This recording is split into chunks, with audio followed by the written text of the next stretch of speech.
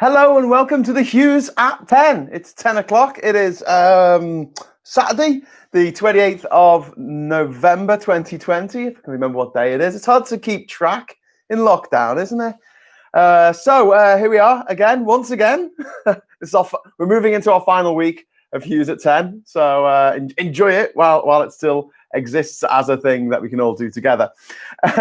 Just want to say a quick hello to John Barleycorn, to Daniel Jones, Charlie Nelson, Elizabeth, Daffyd, and John, Darren, Tom. I think I've already said hello to Tom, but I'll say it again. Hello, Tom. Gaz in Liverpool. All right, Gaz. Sugar Free as well. Hello, everybody.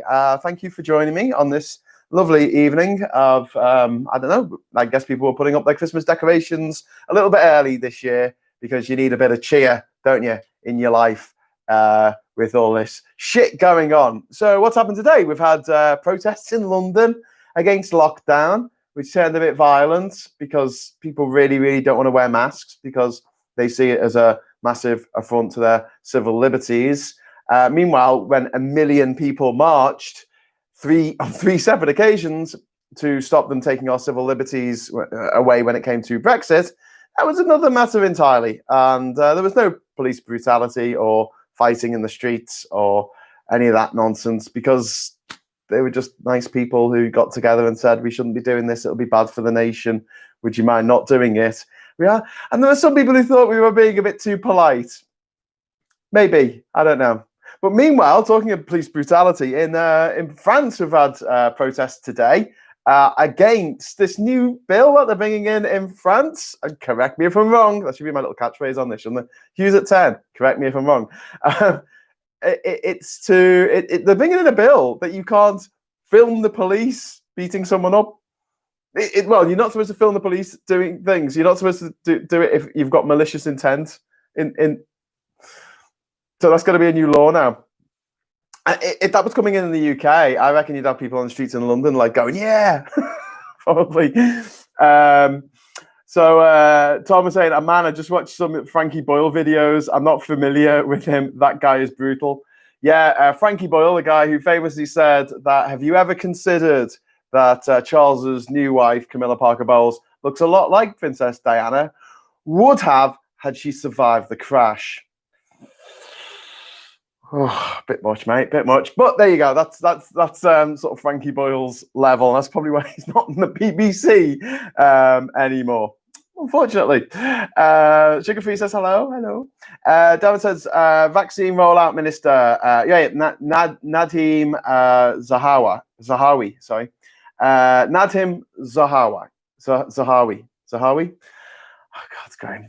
Sort this out. I need to rehearse these live things before I do them. Can you send me your questions in advance, like Prime Minister's question time, so I know what you're going to say and I can prep accordingly, get all my pronunciations right and my pop culture references? That'd be really, really helpful. Thank you. So anyway, the vaccine rollout minister, are we confident that this will go smoothly? No, of course it won't. It's the Tories. They could not organise the proverbial piss up in a brewery. They're not going to organise this very well. It's something that I feel like needs to be run with military precision around the country. Whereas I think it would be a bit off-putting to people, especially people who are a bit funny about vaccines, to actually have the army going out and stabbing people in the arm with needles. I would like to see which is probably going to happen anyway, but using some of the military logistics behind it, supporting our NHS workers in rolling out the vaccine. I hope it's not just all, which is probably going to be, I hope it's not all just given to a private company to do like Serco and just given loads of money without any, I don't know, tender or without any kind of contract that says, if you mess this up, you're not getting the money, because that's what you do in a normal contract, but that's not what you do in a government contract when you're giving it to your mates. You just say, take the money, run for the hills, bye, have a good time, vote for us next time. Jason says hi, and Johan says hi from Sweden. Hi. Neil Fox says, smash the likes, smash them. Daffyd says, I've not read any news today. Thought I'd live in ignorance because what I don't know doesn't hurt me, right? Well, you could argue that if you don't know you've got cancer, it'll still bloody hurt. Just saying. But yeah, sometimes ignorance is a bit more. It is a nicer frame of mind. I was going over some of my old blogs from when I was living on Ginger Island over in Panama today, and the blog entry about this time 4 years ago, Trump had just won. Leonard Cohen had just died. So many celebrities died in 2016. And yeah, just interesting sort of looking at my mindset back then. It's weird because back then I couldn't see the light at the end of the tunnel. It was just one thing after another. Whereas now, because of the vaccine, because Biden's won, because Trump is circling the drain, I can see a little bit of light. It might not be light. It might be someone's digital watch that had a luminous face that's dropped onto the ground in front of me, and I'm thinking that's the way out. But it might be. But I am looking back then, reading what I wrote then. I'm feeling a bit more hopeful at the moment, right this instant. But I'm not feeling particularly hopeful about Brexit because I think they are going to get a deal. I think it's going to be utterly shit, and I do think that Britain is in for a really rough time of it for the next few years. Some good might come of it. People have often said if you have a Brexit that's too soft and people don't really notice as much, it'll be longer before we rejoin. And I hear that argument, but then I think, but I don't want people to suffer needlessly. What do we do? Do we suffer for 20 years and rejoin a little bit? We suffer a little bit, or do we all suffer a lot for 5 years and then go, oh my God, what a terrible decision that was to make? But the thing is, doing the Rejoin campaign, which I guess is going to launch on January the 1st in earnest. I know they're already rejoin groups on Facebook and Twitter and things, but I don't think we've organised anything. I don't think there are any rallies or marches, or if we have, I haven't heard about them. But yeah, I think we should steam on ahead with that because no one can accuse us of being undemocratic. We're like, yep, we've left the EU. We'd like to get back in, please, because it's utterly shit outside. Baby, it's cold outside, as that song went. Frankie Boyle is on BBC. New World Order is BBC, isn't it? Yeah. New World Order, Frankie Boyle. Yes, he is on the BBC. He was on Mock the Week and he got into trouble for some of the jokes that he told. It was one about the Queen having moths in her knickers or something. It's quite funny. Replace UK citizens with human beings, and I agree. Sorry, I missed that. Saw Jerry Sandowitz doing close-up magic in Edinburgh back in 1996. Random. I'm assuming John is responding to something that someone else has said. Keep fighting the con of Brexit. The UK needs people like you. Yeah, I mean, this is it now. I'm set in this course to just fight this nonsense until we get to a point where we actually are going to rejoin. And I want it to be pretty much a consensus of people going, okay, Brexit was a mistake. And it's going to be hard because people hate making mistakes. People hate admitting they were wrong. And that's something that is going to have to happen to some extent. Or we can just wait for a lot of older people to die and then the demographics will save us. I'm going to get into trouble now. Twunk, lol. Sean Kane said, done mine like that is not the wife. Okay, good. Thanks for that, Sean. We've got Daniel Jones. Yeah, but they fired him for Mock the Week. I just said that. Although you probably wrote that before I said that. I blame Bowie. It all started when David Bowie died. Yeah, Darren. It all just. Or you could argue Lemmy from Motorhead. God, that was a shit year. That was an absolutely shockingly shit year. And 2020 hasn't been has given it a good run for its money. But Trump didn't win the election this year. David Bowie can't die again, and not as many awesome people who I respect have died. People in the public eye, artists, musicians, actors.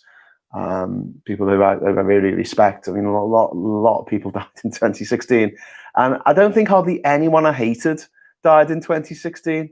I mean, I didn't particularly like Fidel Castro, but I didn't hate him. I didn't. he didn't make my life personally. He didn't make my life a misery or set my life in a different course to the way it was going. Farage has, Boris Johnson has, Andy Wigmore has, Aaron Banks has. I don't fancy giving these idiots credit for what they've done, but they have done it. So, a little credit's probably the wrong word. I'm just going to say blame. So yeah, I don't know why, but I think 2021 is going to be an extraordinary, exciting, and in part wonderful year. That is very optimistic, Sugar Free. I love your optimism. But it's going to be very difficult. Oh my God, what's going to happen in January? What is going to happen in January? You already seen that the new ferry route from Ireland to Dunkirk. Ironically, it goes to Dunkirk and just skips out Britain, because why would you go through Britain when you might be held up at the border for an indeterminate amount of time? And someone said, but it would take ages to get across on the ferry. And I'm like, well, actually, it'd be an overnight sleep, realistically, and the truck driver can have a sleep. Yeah. So that's time off. You're not losing any time, really, because it's not like you have a waste. It's not like you have like what they call a turnpike where someone else would take over the horse. No, you get a new horse, wouldn't you? Sorry, ignore me. I don't know anything about old-fashioned Pony Express kind of things. But yeah, the fact is that if you are transporting something on a boat from the Republic of Ireland to France, then you can pretty much guarantee that it will take X many hours, unless the weather is absolutely shocking, and that passage is guaranteed, and there's no paperwork involved. Paperless voyage is what they're calling it on the adverts for DFDS. I hope, this is Tom Monk. I hope I had someone triumphantly email me about some GOP reps in PA, Pennsylvania, proposing a bill to overturn the election results. He didn't realize that the lawmakers lose their positions on Monday and can't vote on it.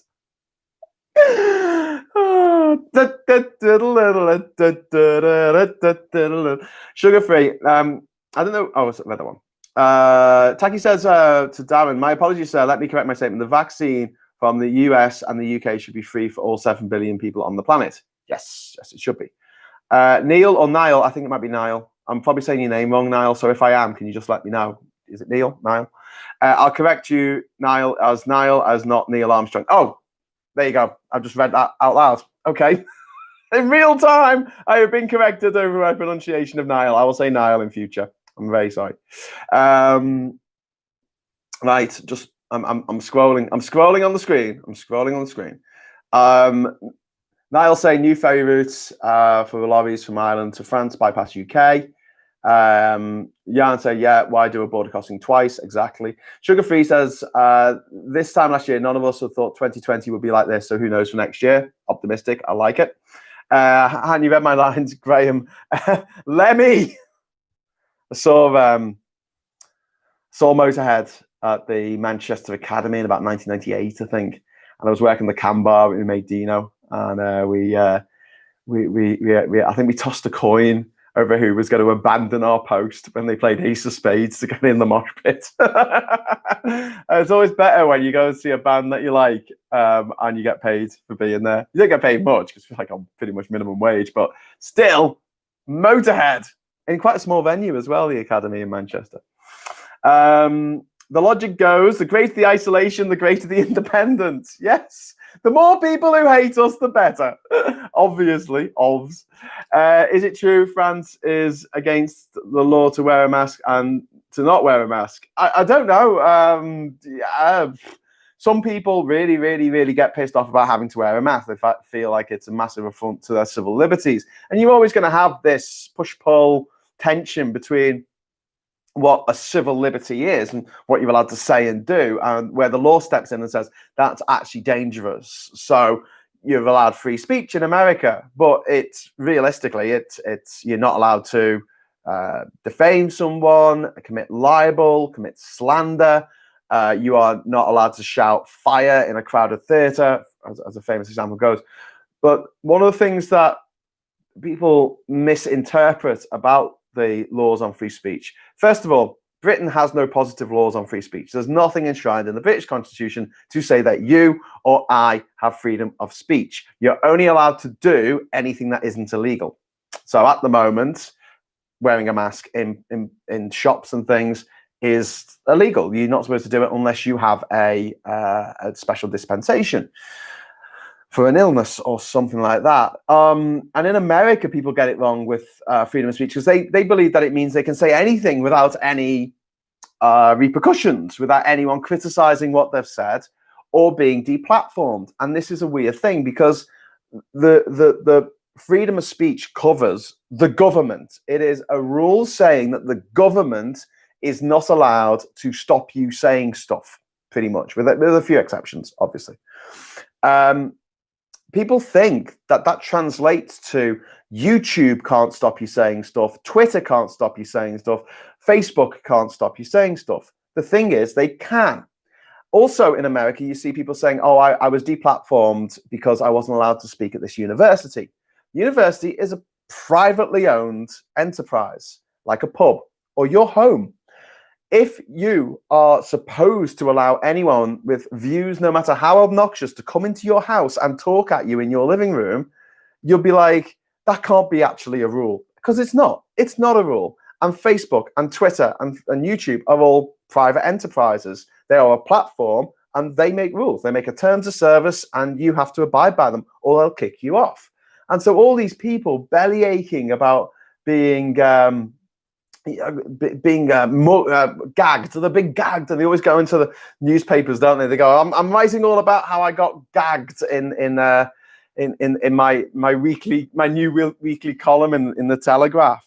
And yeah, it's just one of those mad things where you're like, okay, freedom of speech, that's 3 words, but it's a lot more complicated than that because there are exceptions. It's like saying murder is wrong. Okay, so we have a law against murder. Yeah, so what's the punishment for murder? Oh, it should be life imprisonment.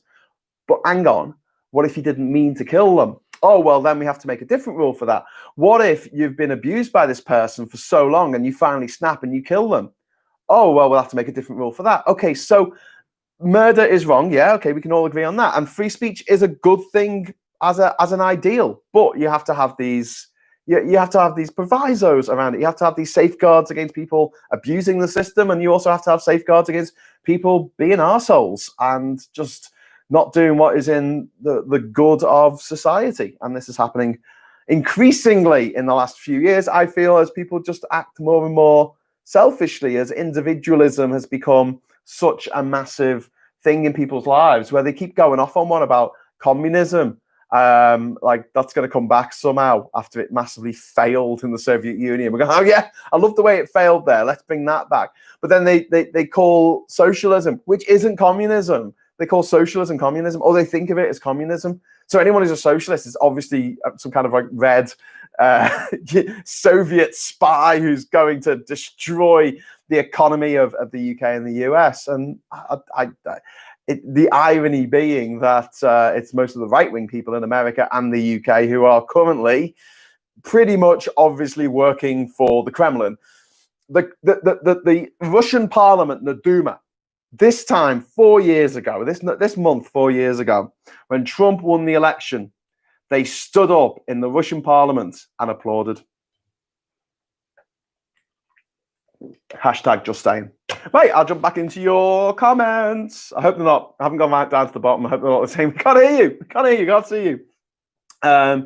Will we have to accept the euro if we join? If so, will that be problematic to the cause? Thomas, I think that we should join the euro because it's a more strong and stable currency, currency than the pound at the moment. But my feelings about it aside, because there's so much emotional investment in the pound as a result of propaganda from the papers for many, many years, I feel like if we did decide that it would be in our interest to rejoin the EU, something could be worked out. The reason why they want any of the new countries coming into the EU to adopt the euro is because at that point in proceedings, they've kind of figured that the only countries left to join, because Norway wasn't going to, Switzerland wasn't going to, Iceland wasn't going to. So you're left with places like Albania, Serbia, Ukraine, maybe Georgia, These are places that don't necessarily have as stable a currency or economy as the EU. And to bring them up, it was thought we will make it so that if you're going to join, you have to you have to join the euro. They also didn't want Turkey joining, which has obviously been blocked a few times now. Turkey have been trying to join since like the 1970s, but aside from that, there's people who want the political system of any given country to be of a certain standard before they can join the EU. And again, that was to do with expanding into Eastern Europe, these states that may have been either behind the Iron Curtain or actually part of the USSR back in the day. So that was with that in mind. The EU, at the end of the day, is a very, very pragmatic rules-based organization. And if there's a rule there that's stopping them from doing something that will be good for the EU in general, and despite Britain's ridiculous, childlike, idiotic tantrum, lunacy that is Brexit, and the human cost, the turmoil, the political cost, the economic cost, everything else, it would still be in the EU's interest to have Britain as a member at some point in the future, or let's say England, a member in the future, once Scotland and Wales have become independent and rejoined, because it'll still be a pretty big economy. It's always going to be a bigger economy than Albania. It's always going to be a big economy than Serbia or Bosnia or Kosovo or North Macedonia. So yeah, it's one of those things. It's like I can see getting to a point where we say we would like to rejoin, and we have a bit of argy-bargy about what exactly we have to change in order to rejoin. There is perhaps an argument that by then we might be so desperate, maybe the pound would have lost so much of its value. It's already being seen as an emerging currency rather than an advanced. No, it's not advanced. There's like the top level of currencies. I don't think they use the word advanced. It's like stable or something like that. And then the one below it is emerging, and we've actually been pulled down a rank. We've also been pulled down in the credit rating. Moody's and all of the credit rating agencies, Standard & Poor's, S&P, they have taken us down from AAA, which we were this time 10 years ago.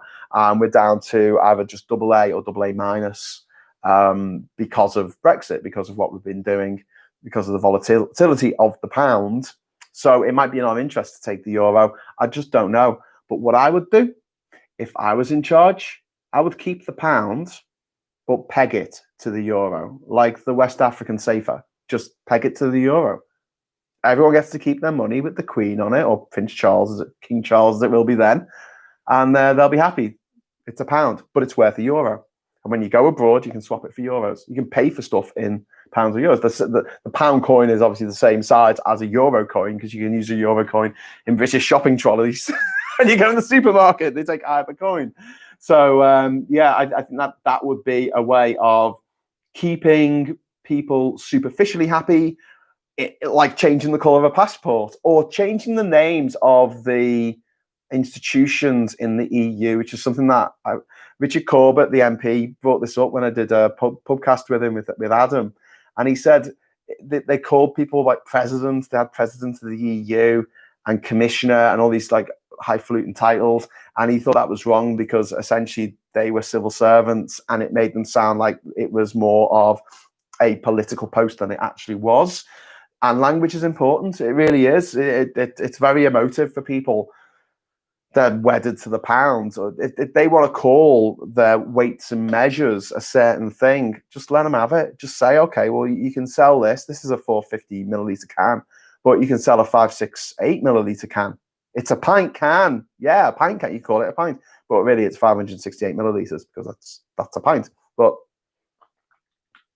it's all to do with language and all to do with tradition and culture, which I feel should be protected to an extent. But if you can sort of do things behind the scenes to make things better, like peg the pound to the euro once it goes below the worth of a euro, which looks like it's going to happen, I think that's a way of doing it in the future. So yeah, and then there's the political thing. Okay, yeah.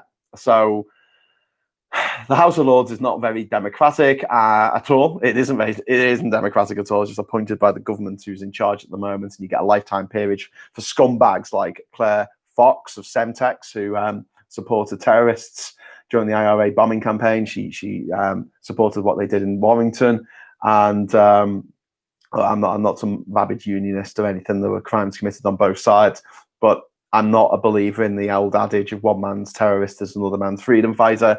I think that you draw the line at killing civilians. Okay, if you attack a military target, there's some justification in that, in the same way that there is in a war. Okay, I'd rather there weren't any wars. I'd rather people discussed things and got sorted it out without resorting to murder. But yeah, if you're going to make a point, killing children with bombs, innocent children, is not the way to make that point. You've lost me. You've absolutely lost me. It's like seeing a crime being committed on the other side of the street and punching someone next to you because that crime is being committed. It's like, what? How is that helping? What is that doing? So yeah, and Claire Fox supported that, and now she's a Lord. She's got to be in the House of Lords now, a lawmaker in the United Kingdom with a vote on important matters of the state for the rest of her life. Lifetime appointment, like the Supreme Court in America. That's how mad it is. Life peer. And yeah, it's a little bit frustrating that that's the case. And if the EU says you have to get rid of the House of Lords in order to rejoin or reform it, the House of Lords, I wouldn't have much objection to that. And maybe if we get a Labour government who have got some common sense in their heads, fingers crossed, we might have proportional representation by then, and we can move to a model like Will Hutton suggested, which is a House of Britain, where you have delegates from each of the devolved regions, and the British Parliament is shrunk, and we have a Welsh Parliament, Scottish Parliament, Northern Ireland Assembly, and a English Parliament. So you don't get this mad situation in which Welsh Tory MPs are voting for English school kids not to get free school meals over Christmas, which is what happened this year. Okay, right, I'm going to jump back in. Oh my God, where am I? Oh, we have so many messages. I can't even find where I left off. I swear I shouldn't talk for too long on one thing. Why doesn't England have a devolved parliament? I just said that. Graham, the logic. Yeah, that was actually the next one. Is it true France is... Yeah, I said that one. We had to accept the euro. Okay, that's where I left off. I heard Lemmy play a Monster of Rock. I didn't go, but I could hear from next county. Some chumai. Yeah, go ahead, Lemmy. What else we got? We've got one in Westminster. Hello. The only good thing about 2020 is that 2021 will probably be worse, at least in Britain. But hopefully, by looking at the opinion polls, the Tory share of the vote is going down, the Labour share of the vote is going up, the Lib Dem share of the vote is staying as it always does. But yeah, I think some people, not all people, not enough people, but some people are waking up to just how dysfunctional the Conservative Party is, and how cruel, vindictive, malicious, criminal they are, and how they're just stealing billions of pounds from HMRC and just funneling it into the pockets of their friends before Britain collapses, economically speaking. Farage did a plane crash, and that didn't take him out of politics, and he made the pilot's life a misery until the poor guy committed suicide. That's from Darren. That's very true. So remember the famous picture of Farage coming out of standing outside of the plane with blood all over his face. The pilot of that plane committed suicide a couple of years after the crash, and yeah, I pinned the blame for that on Farage, like I pinned the blame on the murder of Joe Cox on Farage. Farage, that very morning of Joe Cox's murder, unveiled the poster of Breaking Point with obvious Nazi connotations, and he then said, along with the other Vote Leave bastards, he said he was going to stop campaigning, and they didn't. Leave.eu didn't stop campaigning. Believe didn't stop campaigning, and Vote Leave didn't stop campaigning. They still kept putting adverts on social media. Even after a young mother of two was brutally murdered, British MP was murdered on the streets by some lunatic screaming Britain first as he killed her. So I pin that on Farage. I would like that man to spend the rest of his life in jail for what he's done. And today he's moaning about wearing masks and having to lock down and stuff. And it's just like, he's moaning about Kent. He was moaning about the fact that there's only one part of Kent that's tier 3, and so the whole thing's tier 3, and it's just madness.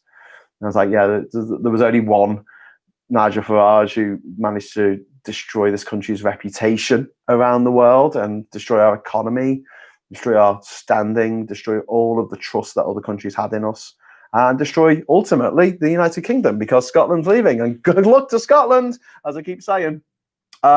Irish newspaper today: visitors can show Dunkirk spirit by taking direct ferry to France. I love that it's Dunkirk. There is a delicious irony in that, isn't there, John O'Sullivan? John Barleycorn says, I got a joke about Giuliani, but it's lost its appeal. Hey, I see what you've done there. He's losing his appeal. For Thumbstick says, our shops, stroke restaurants have suffered due to COVID, but it's going to be difficult for them to rebuild if when Brexit brings supply chain issues, not to mention price rises due to increased tariffs. Yeah, absolutely. You are completely on the money there. We are piling misery onto misery for no good reason. We just hit the halfway mark, I think, about 31 minutes. So I'm going to ask you very nicely if you would consider, while you're watching this, give me a quick thumbs up, and that helps the algorithm massively. So if you give me a thumbs up, if you're logged in and you're commenting, I would love that. Oh, wow, we just had like 10 thumbs up in about the space of 2 seconds. Thank you. Appreciate it. Okay, so the government is doing all that's necessary to prepare for the next pandemic, or won't they bother? John, they probably won't bother. We were supposed to keep a certain level of PPE in stock. We didn't, and so the Tory government basically let it all rot, and we needed more PPE. They didn't order it, and then the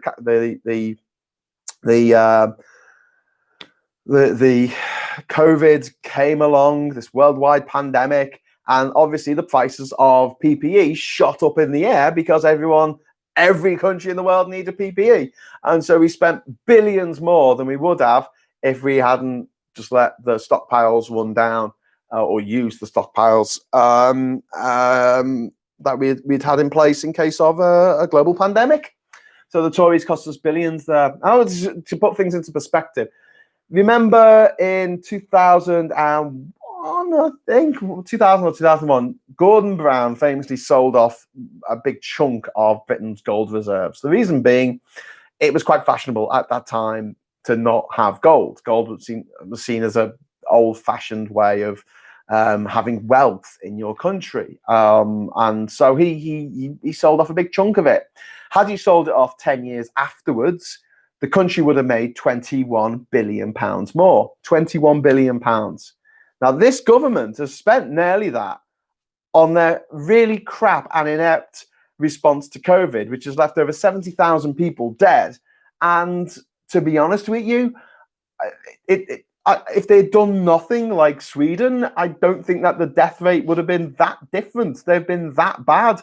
They opened things up over the summer without a track and trace system in place. They knew a second wave was coming in the winter. They did nothing about it. You had idiot MPs like Nadine Dorries going, oh, no one could have predicted this unless they had a crystal ball, or looked at the data, or listened to a scientist. And now, as James O'Brien said earlier today, you've got a situation where the government is trying to get people to listen. This is the government that has stuck out its stall in ignoring the experts and ignoring people who know what they're talking about, belittling people who study all their lives, who are scientists, professors, boffins, as they call them, in the gutter press, because they're jealous of people with 2 brain cells. They are now in this situation where they're having to scramble to say to everyone, please listen to the experts, listen to the doctors, listen to the professionals on this. And everyone's like, but you told us not to. And then we're surprised that people get arrested for protesting against masks in London. It's no surprise when there's no proper leadership. It's like anything in life, just anything, whether it's just any kind of group where there's a leader in the group and you've got a task to do. If the leader is completely inept, and I'll always go back to my analogy of the captain of a ship. because whatever happens on a ship, it's the captain's fault if things go wrong. Even if they weren't there, even if they were off duty, even if they were asleep, it's the captain's fault, because the people under the captain should be trained not to mess up. And if they haven't been trained not to mess up, it's the captain's fault for not training them. And I wish we had the same attitude in politics, so that when someone messes up as badly as Grant Schnaps or what's his name, Robert Jenrick or Priti Patel or any of these monsters who have just been flailing wildly, Matt Hancock this year, completely out of their depth, don't know what they're doing, attack people, bully people, give money to their mates, do these dodgy deals. And then at the heart of it all, you got Boris Johnson, who is the biggest liar, grifter, grafter, scumbag, philanderer, adulterer, liar, cheat. I mean, he's just like the worst of us. If aliens came to the earth and said, show us your worst example of a human being, you'll give them Donald Trump. But if Donald Trump wasn't available, you'll give them Boris Johnson. Here you go. This is the worst of us. This is the very, very worst of us. And they'll be like, why did you put this person in charge? And they'll be like, I do.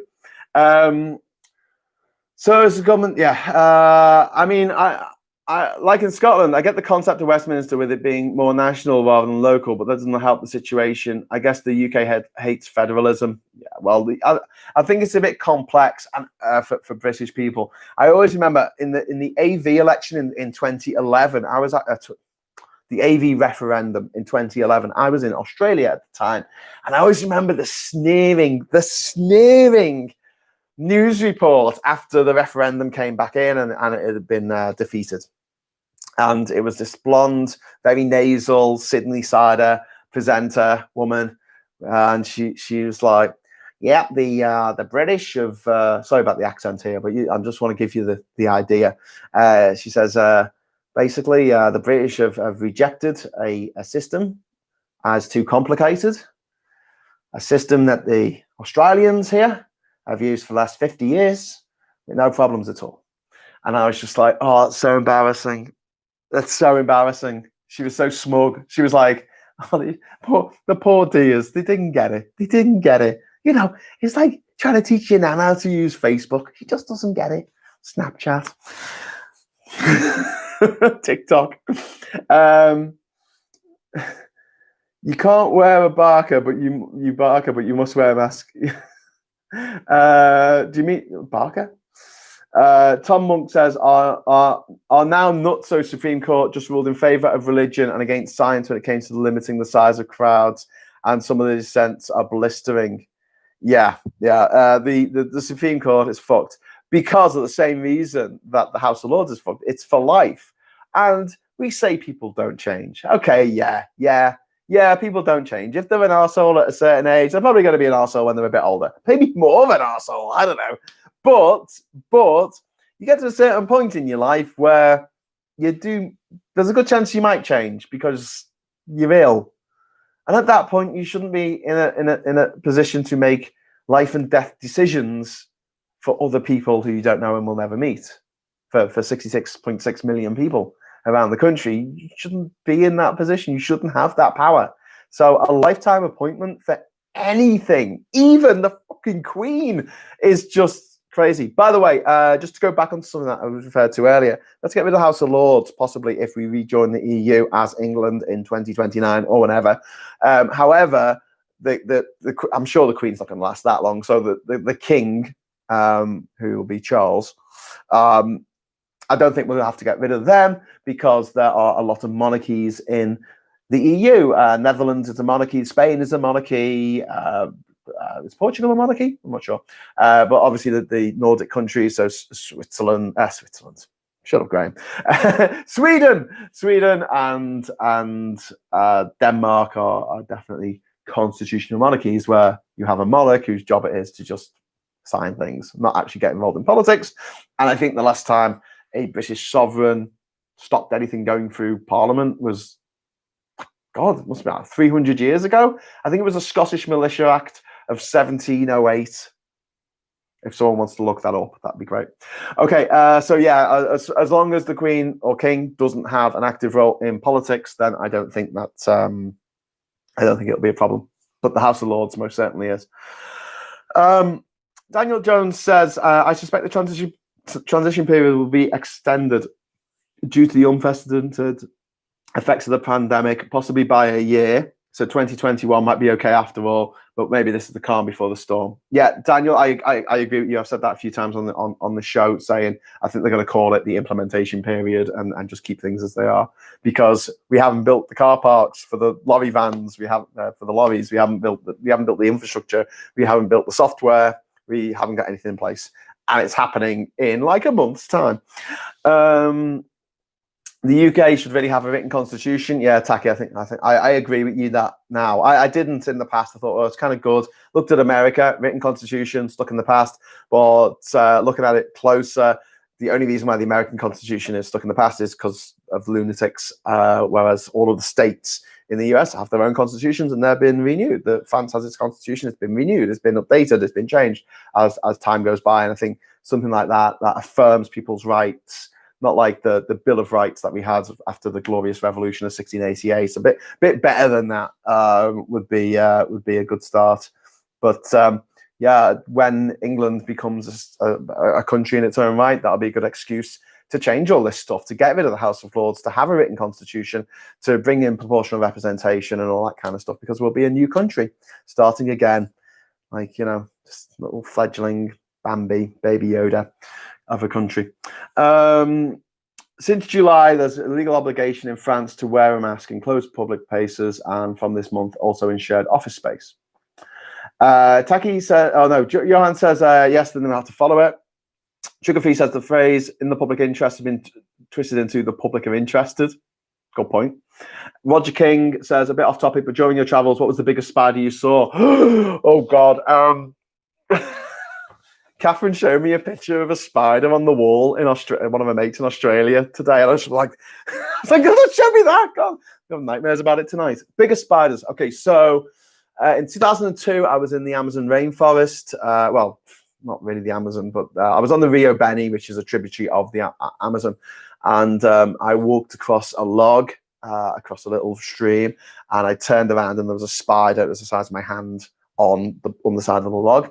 But that was fine because I'd gone past it. If I'd seen it before standing on the log, I would have had problems. When I was crossing over the border from Gabon, going south into the Republic of Congo, at the border point, I was sitting at the flag that they had up, trying to get into Congo. So it was the Congolese flag, and next to me was I was sitting on a concrete plinth, and the flag was going up, and I had my backpack next to me here, and literally sort of they called my name because I had to go in and get my passport stamped, and I picked up my passport. Picked up my bag, which is next to me here, and just literally like on the plinth behind here was like a spider the size of my hand. I was like, I'm quite arachnophobic.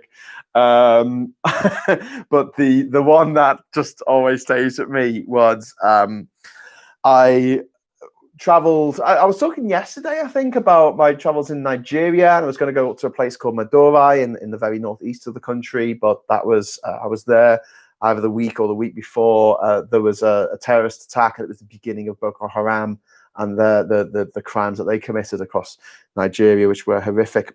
They kidnapped schoolgirls and all kinds of shit. So I had to find another way to get to Cameroon from Nigeria, and there was a southern crossing, and I had to get to the city of Calabar in Nigeria, which is in the very south east of the country. And I was in Lagos. I got on this mauler. The minibuses are called maulers, and this guy who was driving like a lunatic down the motorway. There was so many crashes. It was like Mad Max. It was like Mad Max. The chapter about it in my book is called Fury Road After Mad Max, because it was just insane. There were things on fire. There was a crash while I was filming out the window, and an articulated lorry, an 18-wheeler, slammed into another mauler, thankfully not ours, literally a few meters away from us. There was burnt out petrol tankers, and like I said, he drove on the wrong side of the road. He went across the middle intersection, and there's cars coming towards us, and he's beeping the horn, go get out the way. Anyway, we arrived in Calabar later than we were supposed to, and all of the places that were in my Lonely Planet Africa, West Africa book, or we've been in Africa by then, my Africa book had closed down. They weren't there. And I ended up going to one of the places that I was hoping to stay. And there was no one there, but there was a guy sitting outside the front who was just looking after the building. And his name was Roland. And he said, you can stay at my place. I'm here all night looking after this place. So if you want to stay at mine for like $10 or something, you can. So I'm like, okay, cool. So I go with Roland on his little motorbike, and we go to his place, and he's got like a little one room building. And we go in, and he's like, yeah, you can sleep here, no problem. I'll be back at 7 in the morning when my shift is up.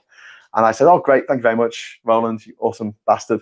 And just before he left, I said, God, look at those things on the wall, because I thought that he had like two like sculptures of spiders on the wall, like one here and one here, like as art on the wall, because there were just two spiders like this, and they didn't look real because they were too big to actually be real, like big, long, spindly legs, spiders on the wall at the foot of the bed that I was about to sleep on.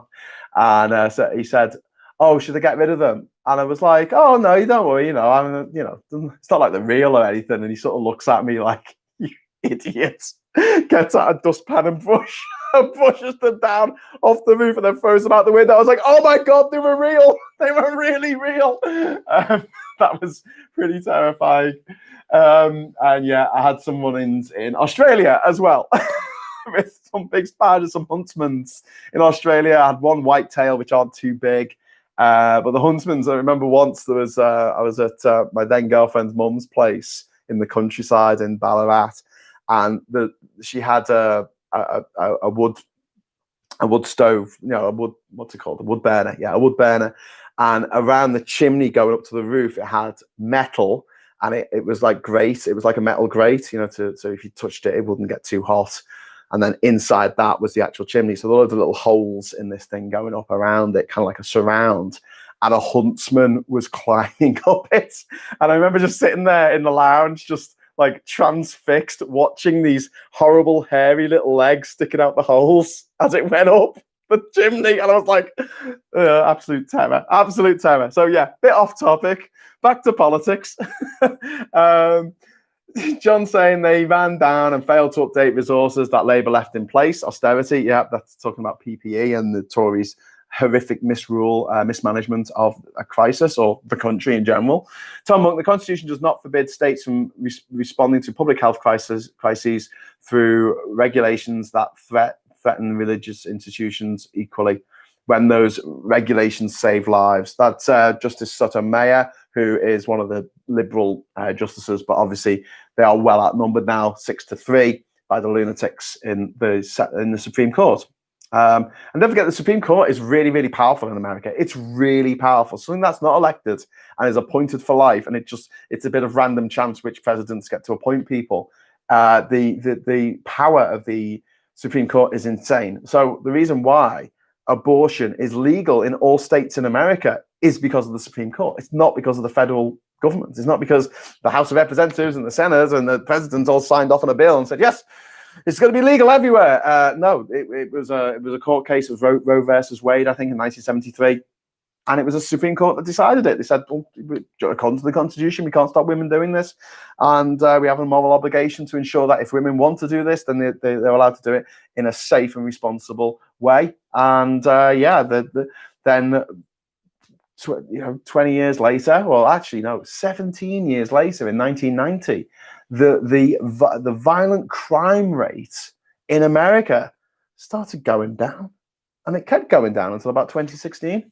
Why? Well, because there were a lot less people around who grew up in really, really, really bad well, oh my God, there's still people who grow up in really bad circumstances, but slightly fewer people around who grow up in really bad situations and turn to crime as a result, because their mothers had the choice whether to keep them or not before they were born. So basically, that's one of the reasons why the crime rate plummeted after 1990.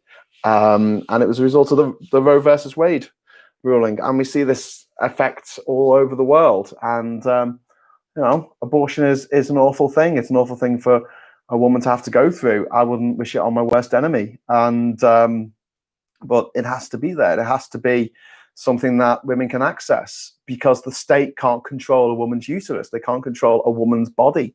It's something. What are you going to do? You're going to tie a woman down to a chair, a table, a bed for 9 months and force them to have a baby? Well, that's what Jacob Rees-Mogg wants to do, even in cases of incestual rape. I mean, it's just no, mate, no. That's just so wrong on so many levels, and it's weird the way the same so-called pro-lifers, the people who are very much against abortion, there's just such an overlap with the people who are very much for the death penalty. So they're not pro-life, they're pro-death. They just want things to be horrible for other people, but not for them. And back to the Supreme Court. Way too much power. So let's hope it gets stacked by Biden. But the only way he's going to be able to do that is if he takes control of the Senate. And that's why we're all looking at the race in Georgia at the moment. The last 2 senators to be elected to the Senate. So 98 of them have been elected. There's only 2 left. It's now 48-50 for the Republicans. These 2 seats are absolutely crucial if the Democrats want to take the Senate. If they take the Senate, because then it's 50-50, and the vice president, who'll be Kamala Harris, will have the deciding vote, then they can change stuff. They can put more people into the Supreme Court. They can give statehood to DC and to Puerto Rico. There's a lot of things that they can do. Obviously, we were talking yesterday about the possibility of getting the states together so that whoever wins the popular vote wins the presidency. And what's good about that, and something I should have mentioned yesterday, it's not so much about it's not so much the fact that we have that. Oh, I've lost my train of thought now, because I looked up the comments, because it was like, I better make sure that everyone can still hear me. But I had this really important point to make, and I forgot to make it yesterday, and I think I'm going to forget to make it today. This doesn't normally happen to me, but it is quite late, and it's been quite a week, and I have been drinking. Forgive me. Oh, yes, the popular vote. The popular vote, it will be good, because it won't destroy the Republican Party, unfortunately. What it will do is force the Republican Party to stop being a gang of bloody nutters.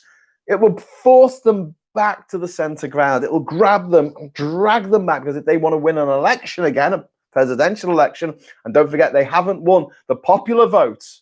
The Republicans haven't won the popular vote in a presidential election in 16 years. Last one was 2004, and before then, it was 1988. It would have been 1988. It would have been when the first Bush was elected. So the Republicans haven't won the popular vote.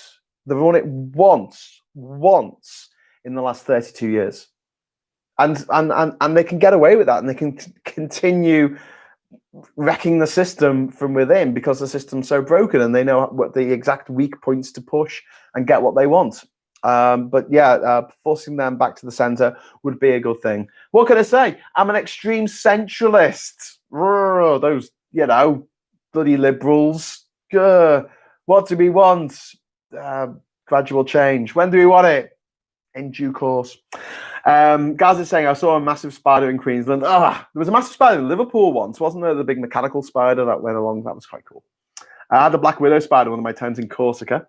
Can we stop the spider stuff? Johan, we're going to stop the spider stuff there. We're going to kill it dead like a spider. And a nest of adders, mothers and babies under my tent in Cornwall. Oh, my God. Stop talking about spiders. Let's move on. Amongst all Western nations have socialistic aspects to their governments, but no Western nation can be considered to be socialist. That's what Tom Monks is saying. Yeah, you're right, but socialism holds back the capital. It's like this. It's the Sith and the Jedi, isn't it? It's trying to get some kind of balance between them, where they're not just killing each other all the time and blowing up planets. You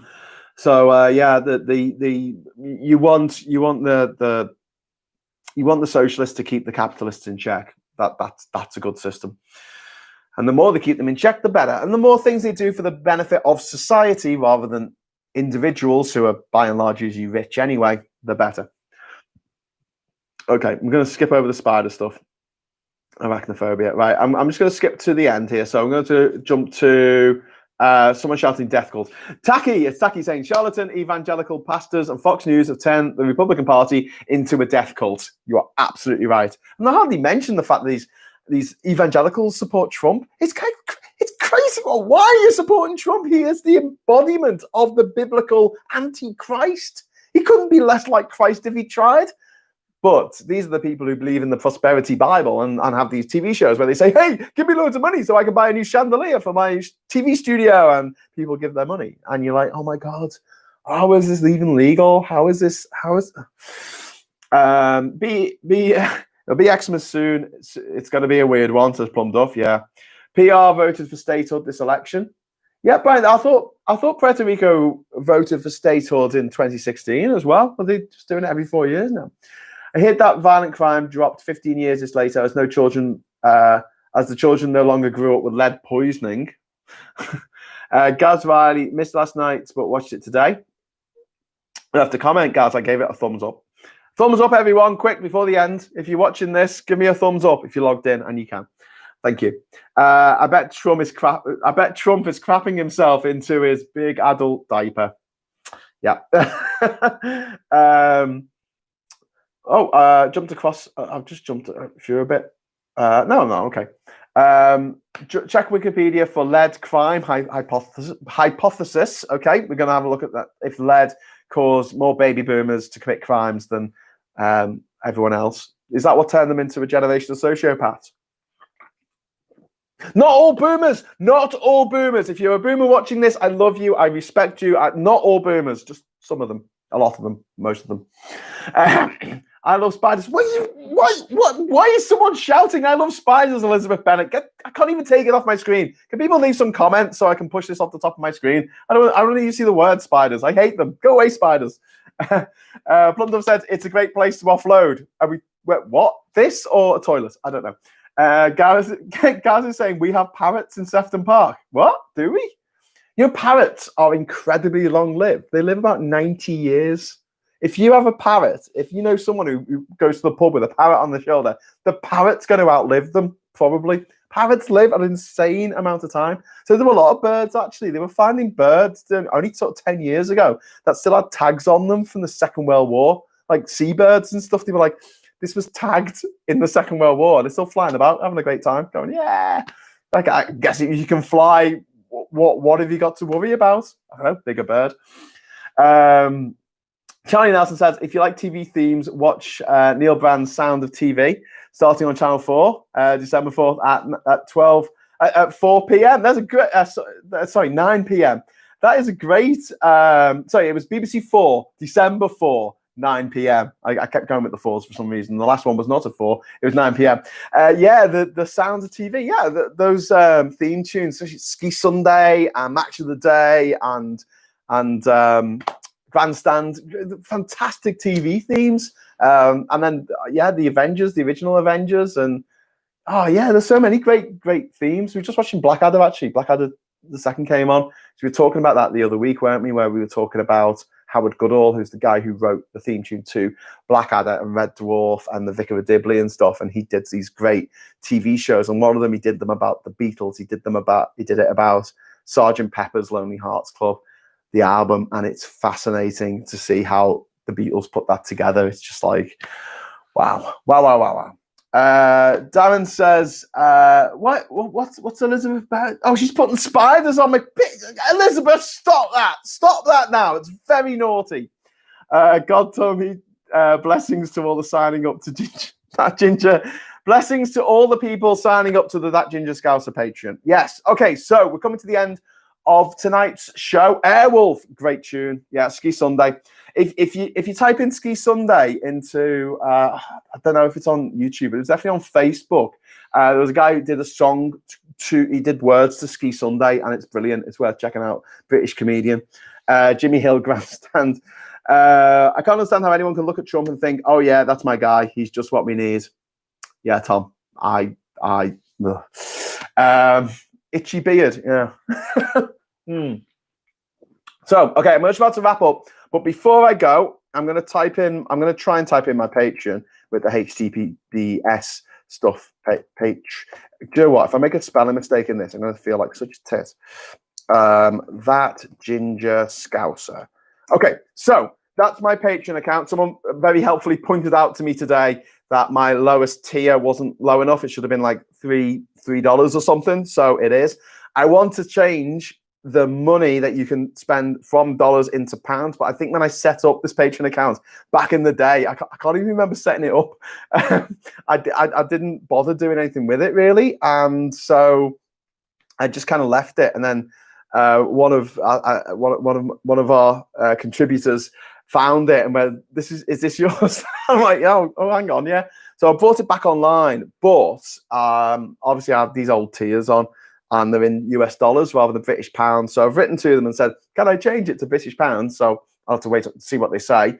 I looked in the FAQs and it said that you can't change it once you've selected it. But when I signed up, pounds weren't an option. I don't think. Like I can't really remember. But the point is that I want to keep doing these. I want to do the daytime ones at 1 o'clock. And to do that, I need to be able, I want it to be on multiple platforms. I don't just want it to be restricted to YouTube. So I want it to be on Twitch, on Twitter, on Facebook, which I can do for free, I think. But then the complications set in when I want to do live audio only through a radio podcasting system, which you generally have to pay for. So if you could go over to my Patreon account and just give me a little bit each month, I would really, really, really appreciate it. And I'll stop going on about it so much. But this is what YouTubers do, isn't it? It's always like, share, Patreon. Yeah, so I'm getting into the swing of it. I feel like such an old person. I'm getting down with the kids with the old Patreon account. But yeah, if anyone wants to join us in our Patreon community, I would really, really, really appreciate it. Okay, so good night, Plum Duff. Good night, Daniel. Good night, Betty Biscuit. That would be an ecumenical matter. Okay. That'd be great if I just do a whole show and it's just me absolutely sozzled saying it will be an ecumenical matter to every question that comes up. Okay, I'm going to leave it at that. So thank you very much for joining me again tonight. I will be back tomorrow night at 10 o'clock for another 1 hour oasis of sanity and all the madness that's going on in the world. Or maybe this is an oasis of madness in a desert of sanity. It's one of the two. I don't know. But until tomorrow, hello, good evening, welcome, and goodbye.